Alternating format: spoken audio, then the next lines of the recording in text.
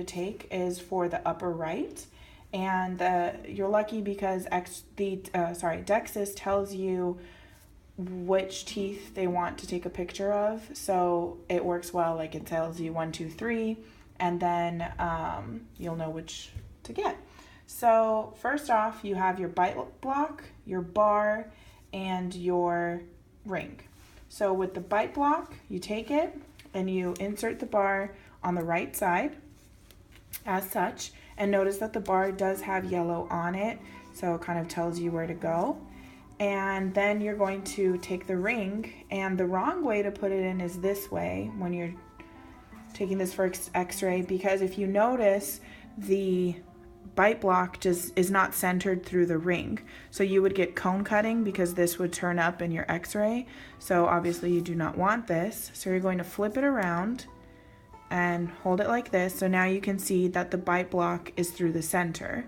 And the little trick that I like to use is notice that on this side it's kind of weird, and then on this side there's like a perfect square. So when the bar is on the right, that perfect square is going to go through on this side.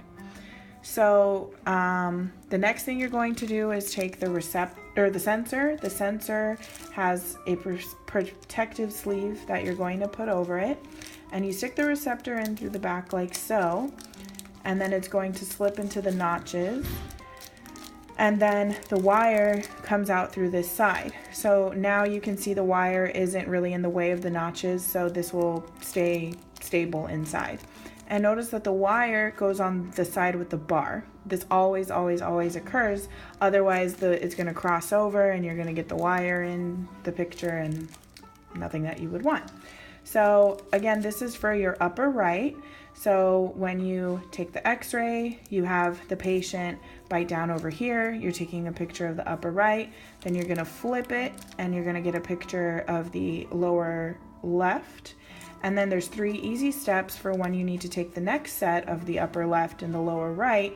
The first step is detach the bar and flip it to the left side, because that's what we're concentrating on now.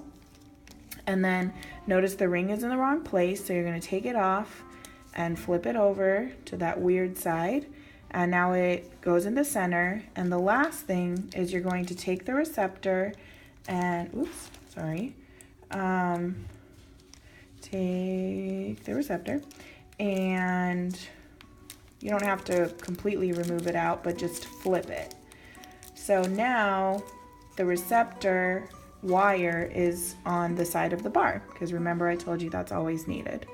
Perfect. So with this you take 2, 4, 6, 8 radiographs, and remember there's 18 in total, so we still have 10 to go. So now we're going to take this out and slip it back through, and be careful because this sensor costs $10,000, so you don't want to drop it or crush the wire or anything like that. And your next set, remember blue, is for the anterior periapicals. So you take the bite block, stick this on the right side, and then you take this, you have the square part, the square goes through here, and stick this in from behind again, push this through, stick it in the notches, and now you have your, it goes through the center, and you have your anterior periapicals ready to be taken. So you're going to take 3 in the maxillary. You'll have 1 for each canine and its surrounding teeth, and then 1 for the central incisors. And then you're going to flip it around and take 3 for the mandibular, again 2 on the canines and 1 in the centrals. If your patient has tori or is a gagger, because this is so big, your choice would be the snap array / alligator, whatever floats your boat, and we will go into that in a minute. So now you're going to take this out and stick that through here. Now we're done with this, and then your next order of business is going to be the bite wings. So the key with this is that you're going to stick the bar in over here so that this kind of looks like a wing that's coming out, and as opposed to if you had flipped it, That's incorrect because the wing would be coming towards you and you can't put that in the patient's mouth to take the proper radiograph.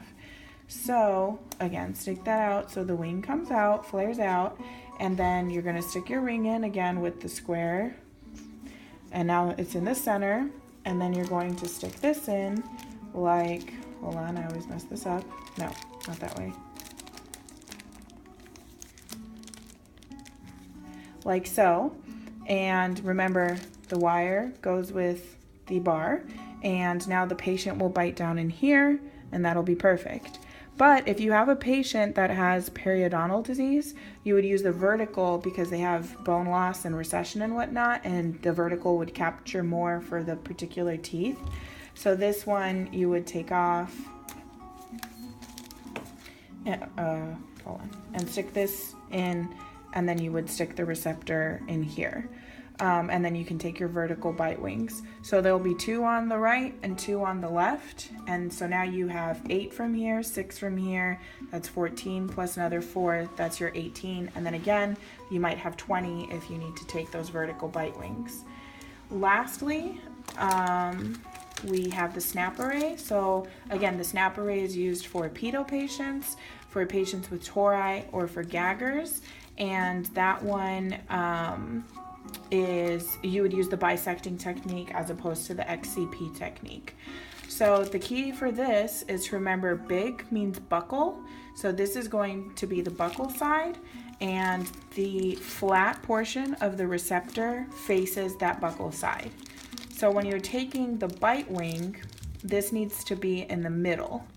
So when we open this up a little bit, this will go in the middle as so.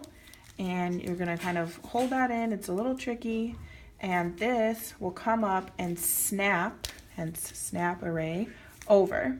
And then you can stick this in the patient's mouth, right, like that, and be able to take a bite wing. If you need to take a peri